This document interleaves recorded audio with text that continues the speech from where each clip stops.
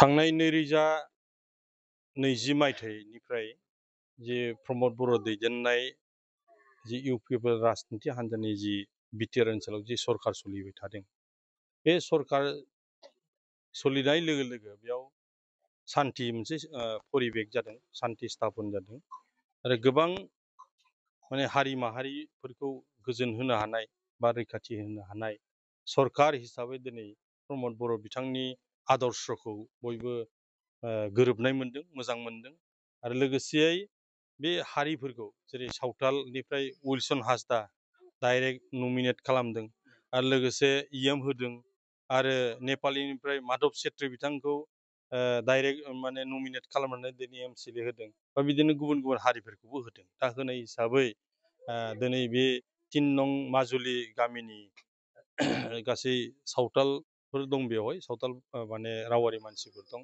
बिथांमोना बरिगाव प्राइमारिनि सिङाव गैयो।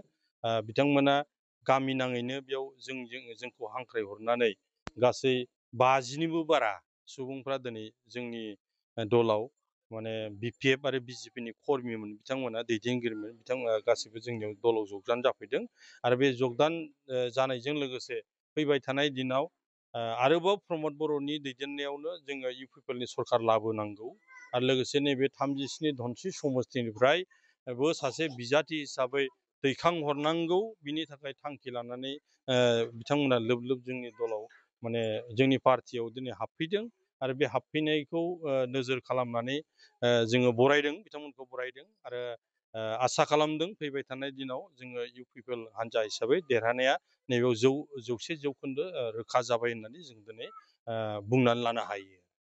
नों मानिलिखते আজি আমি ইউপিপিএল দলত আমি যোগদান দিলো, কারণ আমার কারণে বহুত আমার সাঁওতাল রাজ্যৰ কাৰণে অলপ বহুত কাম আগবঢ়াই নিছে।